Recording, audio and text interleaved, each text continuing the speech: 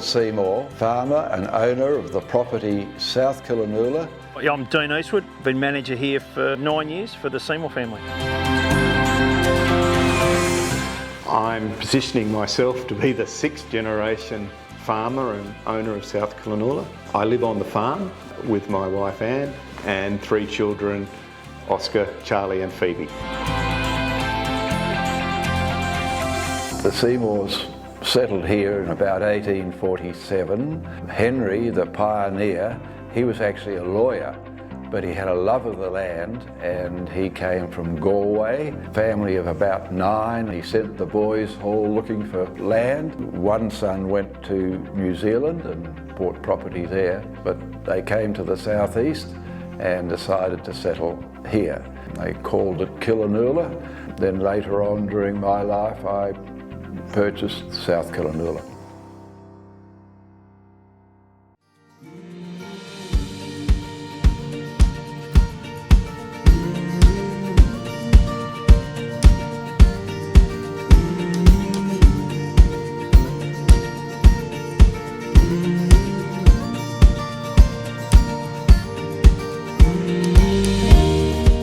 Well, currently South Killanoola's expanded to about 3,000 hectares. So we run 3 enterprises. We run a cropping business, beef and a sheep operation.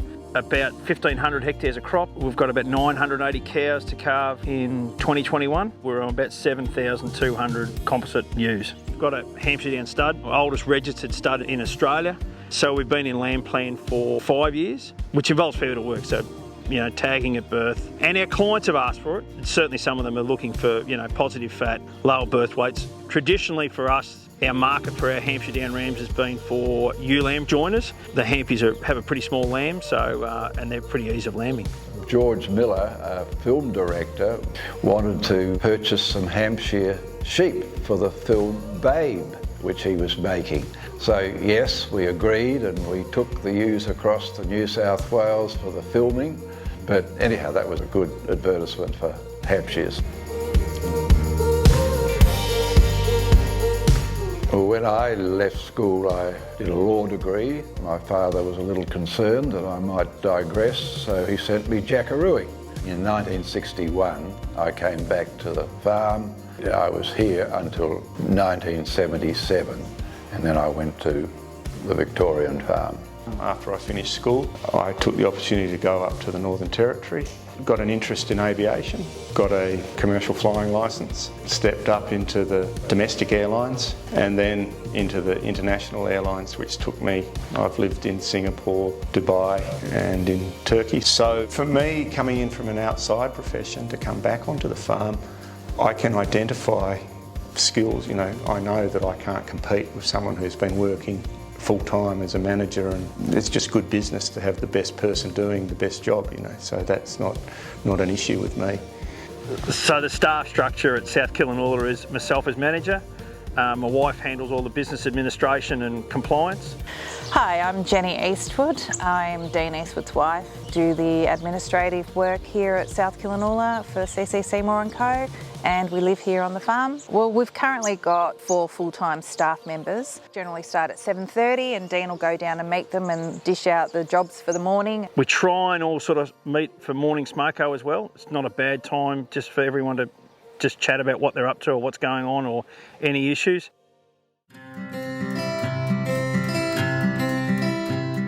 We've had an agronomist here for nearly 6 years now with us, and he's been a real game changer. Phil does all our agronomy. He's got a dairy farm as well himself, so he's got a bit of fat in the game and can help us through all the principles of it.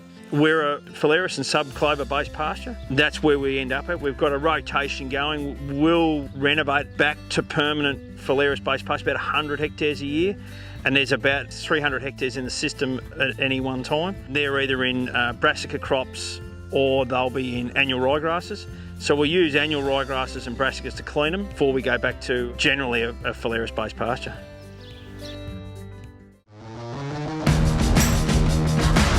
So we do an AI program. We join in mid-May for a mid-February calving. So the heifers are calved about a month ahead of the cows. Initially we did it as a labour saving. We thought that we could probably, by condensing the calving, we could save time in checking heifers. It probably hasn't worked out that way. With using shorter gestation length bulls, our heifers start calving about 10 days ahead of their start date anyway. But we've kept it going because it just gives the heifers more opportunity to get back in calf. We're putting better genetics into the herd. We can actually manipulate feed a bit better. That we know we've got X amount of heifers calving very early, and then we'll have a break to in the next batch. We've traditionally always had a Hereford herd here. So we've got Herefords bred back to Hereford bulls, black baldy cows, and we've got straight bred Angus cows. So they're all joined as a bit of a mix, other than the Herefords are always joined back to a Hereford cow, and then Hereford bulls back over Angus.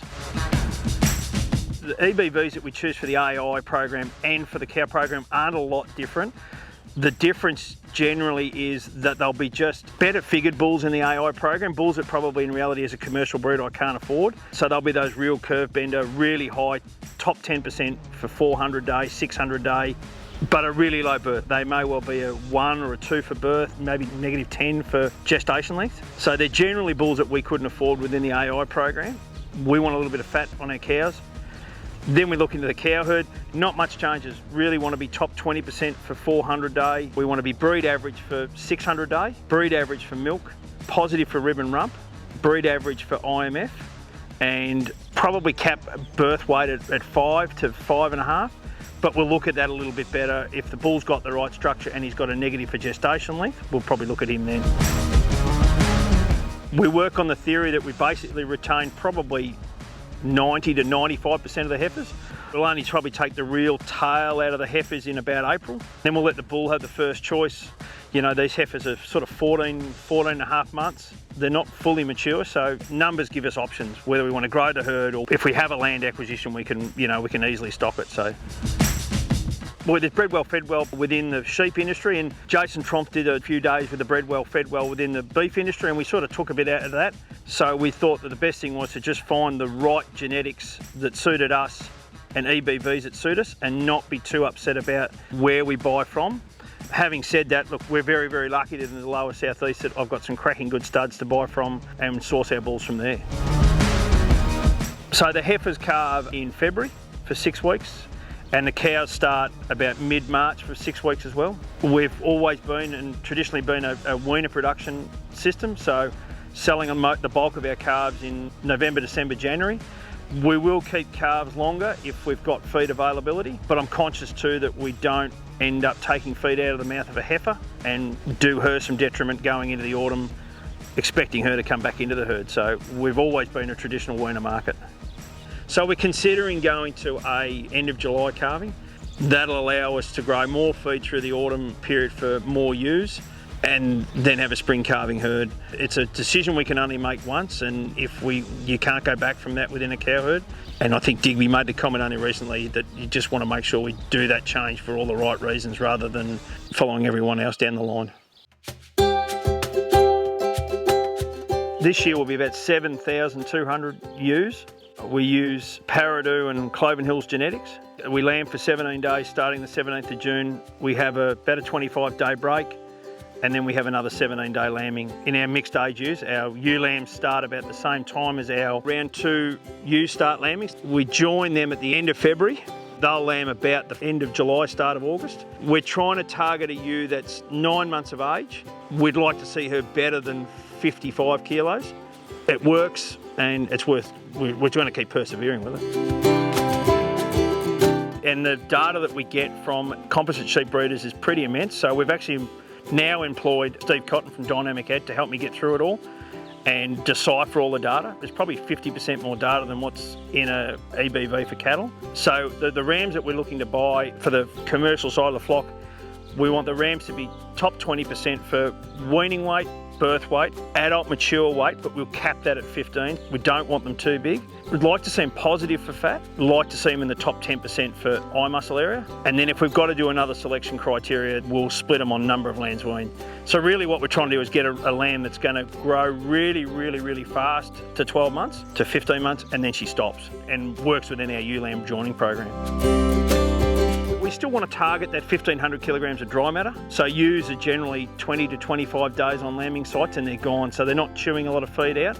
We really do follow the, lambs alive, lamb survival. Lamb survival's probably become our biggest thing now. We don't talk too much about number of lambs marked. For us, it's number of lambs that have survived.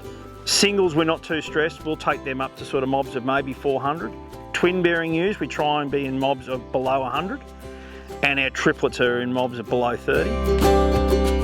So we use portable electric fencing, and we just split up all our paddocks. Our paddocks range in size from 50 to 20 hectares. We're seeing that we can stock ewes at 11 and 12 to 15 ewes to the hectare, and we don't get a drop in survival. So it shows us that we can push them fairly tight into small areas and have high survival. This year, I think we were about the 52 lambing sites. We put up about 52k of portable electric fencing and about 500 electric fence posts, and they stay up for about 6 weeks.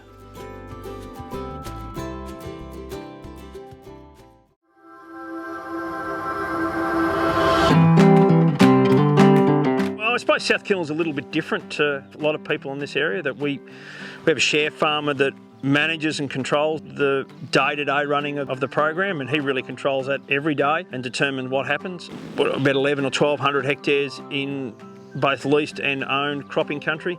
We'll have wheat, beans and canola. Some of that will be grazing canolas, which we've just included in the system. So we sow that in September.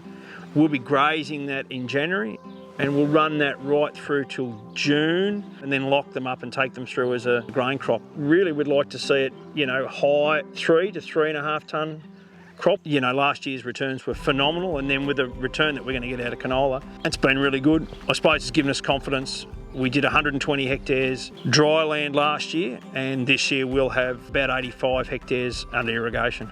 Top of that, we've got small seeds production, so we grow clover seed, Phalaris seed, lucerne seed, but Bruce controls that. Bruce McLean's our share farmer, and yeah, that's his baby.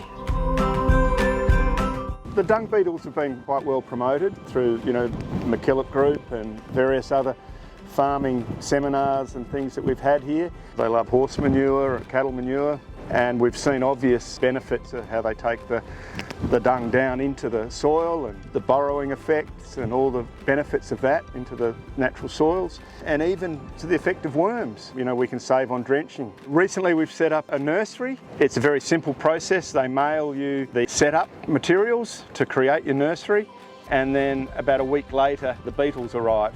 They're meant to stay there for approximately 3 months, and you just put in 3 to 4 day old manure, not too fresh but not too hard, and establish a colony, and eventually we'll release them, and they'll hopefully spread over the farm and over our neighbours. We're happy to do our little bit to encourage them.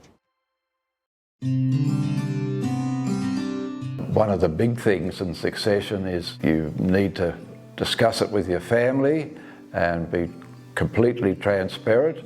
It was established from that first input that we didn't want to run the whole thing as one. We all wanted to split everything into our own, and it was all very transparent. So the 3 properties, Digby at South Killanoola, Sarah at Yatnat, Tom at Corobna Dairy, and Nicholas has started an organic farm also at Yatnat. And there's been a few changes along the way, and there'll be a few more. It's not a fix. You don't just sort of sign on the bottom line and agree to something. It's a perpetual motion. But I think that's the key to succession. It's not the succession itself, it's the communication to start the process. And even if the succession fails, the fact that you've had the conversation mitigates the damage of a fail, of not having a plan at all. I've done wean more lambs alive. We're also involved with MeatUp Farm Group, lucky enough to be chairman of the livestock committee, and they're really good. They're locally based and allow some demonstration sites within the southeast, which is funded by MLA around the cattle industry. And the plan is, I think that they're talking that that's going to be along the lines of Lifetime Ewe. So we're involved with one on weaner production and growing your weaners out better, whether that's steers or heifers. I'm involved with another one which is heifer management and trying to retain more heifers and keep them into their second calving and getting them back in calf, because that's probably the biggest issue we have with them, is retaining them in the herd after their first calving.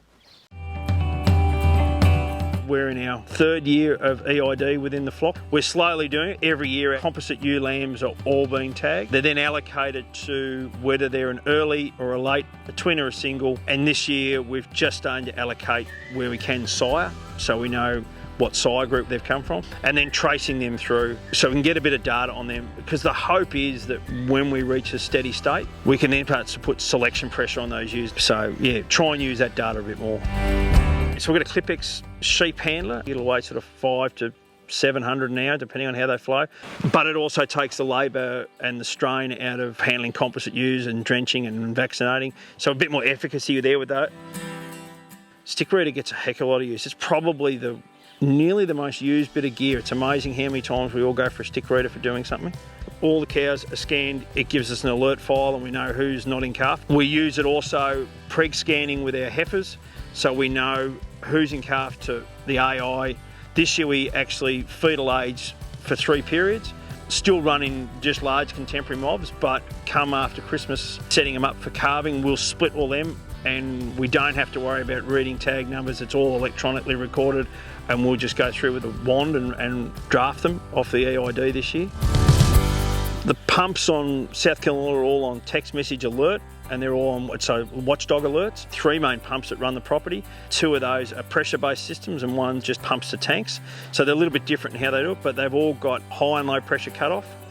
So they send us a text message every morning, and then if the pumps stop for any reason or lose pressure or blow out on high pressure, they send me a text to say to go and check. And all those pumps we can stop and start by text message. It doesn't stop us from still having to go and check water tanks and still check troughs, but it's at least we know the pumps are going. Been with AgriWebb for probably nearly 7 years. We find it really good. So we've got the majority of the staff are on it and they're recording everything live of what they're doing. We'll start to do a bit more on the pasture management and measurement and growth rate side of it. That's probably the next step with it. But AgriWebb's been really, really good to us. The next generation now need to plan, and I have 9 grandchildren. You know, it's not that far away from there. Succession planning. Big things in biosecurity we're big on, and we'd love to embrace, you know, the carbon side of things too when we get some more information. So we're pretty much on the front foot as far as the latest farming and animal practices go, I think. Been here, 9 years November, and it's been fantastic. The one thing that I've always felt is important with people employing me and hopefully with my own staff is that we care about them, and Seymours do that. You know, the family, our family's a priority, and you know, we're made to feel welcome within their families as well. So that's really important to us and has been with all our jobs that we've really enjoyed. Bull Lagoon and MeatUp are fantastic communities and made us feel welcome since day one. It's been brilliant. We certainly are making improvements. We've got a very large infrastructure program happening very early in 2022 with a new set of sheep yards, which is pretty exciting. Going forward from that, I think we're not far away from a new set of cattle yards. I'm looking forward to taking the business to the next step. You don't want to be the bloke that they go, he did a shoddy job and we've done a really good job of fixing it up. You know, it's important if I leave here that I've done the best I can for the business and looked after it and, you know, treated it as my own.